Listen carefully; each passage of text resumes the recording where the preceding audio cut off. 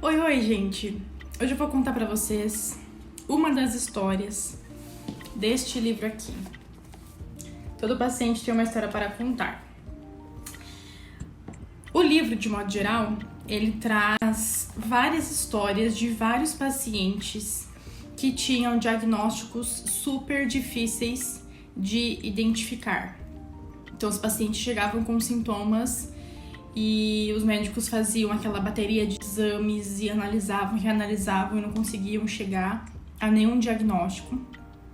E só depois de um tempo, por algum motivo, em algum detalhe da história do paciente, eles conseguiam finalmente identificar e chegar a um diagnóstico. Então hoje eu vou contar para vocês uma das histórias. A história que eu escolhi foi da paciente que se chama M. É lógico que todos os nomes aqui são fictícios, foram trocados, né? Por questões óbvias de que não se pode identificar as pessoas. E a médica se chama Maria. Isso, a médica é a Maria. Uma das colegas da autora do livro, tá? Que também tem seu nome fictício. Bom, a Amy, ela dá entrada no hospital com muita náusea. Ela simplesmente começa a vomitar e não para de vomitar. E essa é a única complicação dela. Ela só simplesmente começa a vomitar e não para. E a única coisa que consegue acalmar essas crises de vômito é um banho quente. Guardem essa informação. Só que assim, já fazem meses que ela tá nessa situação, ela já foi em vários médicos, em vários hospitais, já fez vários exames, já foi no endócrino, já foi, enfim, endócrino?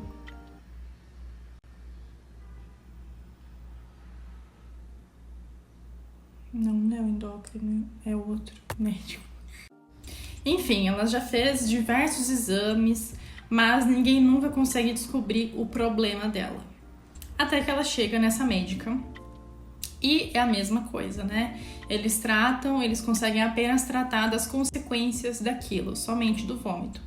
Então eles passam algumas medicações que conseguem ali aliviar os vômitos dela, mas a médica nota que a única coisa que para com isso, que para com os vômitos dela, é o banho quente.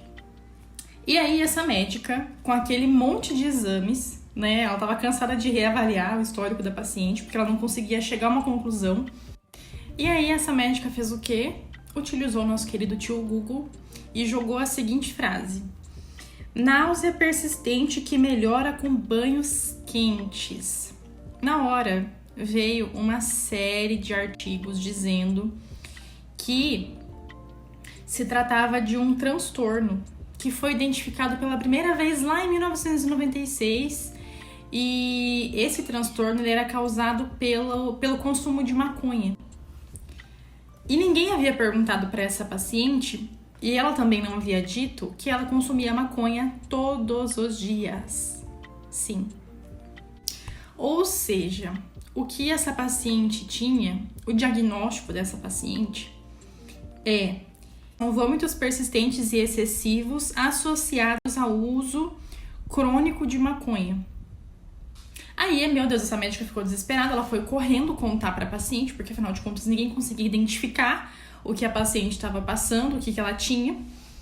E ela simplesmente chegou e jogou isso que eu acabei de falar para vocês, para essa paciente. Disse que o diagnóstico dela estava associado ao uso da maconha. Já que ela usava maconha todos os dias, né, é uma situação rara, mas que é possível de acontecer. E essa paciente ficou revoltada.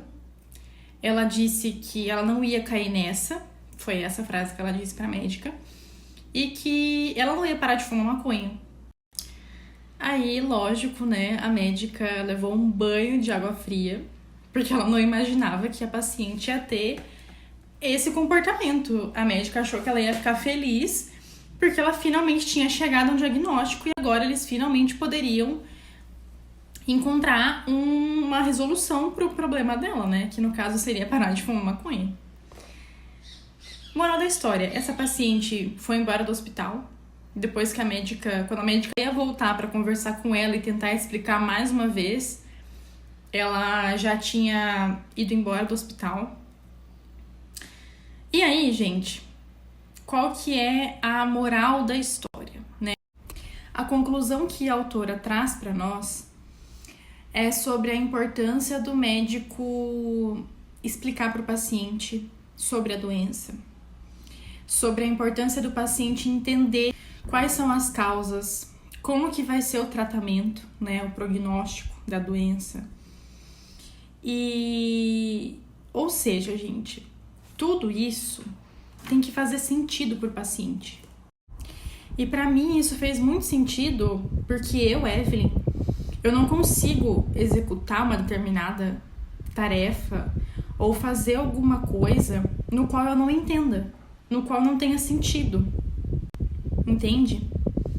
Eu não consigo verdadeiramente me dedicar a alguma coisa se aquilo não fizer sentido para mim. Entende? E para isso também se aplica a situação da relação médico-paciente. O paciente tem que entender o que é a doença, quais são as causas, qual é o tratamento, como que ele vai fazer o tratamento. Porque o paciente não é um robô em que você coloca as informações e ele vai passar a executar do dia para a noite. Não. Aquilo tem que fazer sentido para ele. Ele tem que saber do que se trata. Para todo ser humano, acredito que seja assim. E olha só a importância do dever informacional aqui. O médico, ele tem que dizer o óbvio de forma organizada. O que acontece, tá? Quando a gente estuda muito sobre uma determinada situação, sobre um determinado assunto, aquilo na nossa cabeça parece que é óbvio.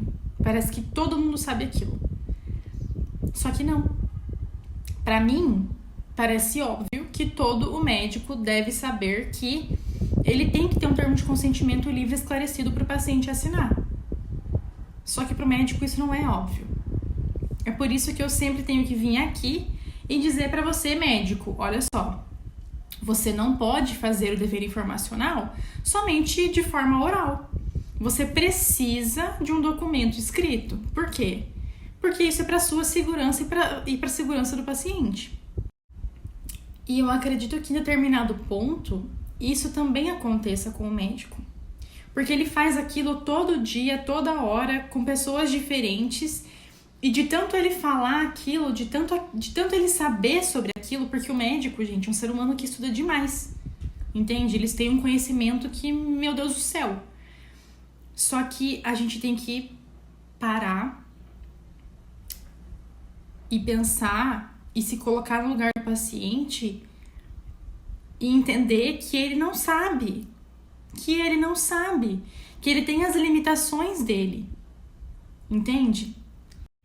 Então a gente sempre brinca que o médico ele tem que explicar para todo o paciente dele sobre aquele conteúdo de cunho técnico, ele tem que explicar como se ele estivesse falando para uma criança de 6 anos. Para e pensa, como que você explicaria para uma criança de 6 anos o que é o câncer? Você vai começar a dizer um monte de termo técnico, ou você pode simplesmente, talvez, dizer que o câncer, ele é um pequeno probleminha que acontece quando as células estão se multiplicando. Todas as nossas células são programadas para crescer até determinado ponto. Só que por algum motivo, ela dá um bug. Aí ela começa a crescer de forma desproporcional. Ela cresce. E às vezes essa célula, ela cresce descontroladamente. Ela perdeu aquela noção de que ela tinha que parar de crescer. Entendeu? E aí ela vira um negócio gigantesco. Aí, se essa célula que cresceu demais lá no meu fígado se desloca e percorre e chega até o meu cérebro, dá problema, porque eu tenho células do meu fígado no meu cérebro. Então, dá tchutchu. Essa definição, quem traz é o Drauzio Varela, nosso querido Drauzio. Então, olha só, Como que você vai explicar para o teu paciente?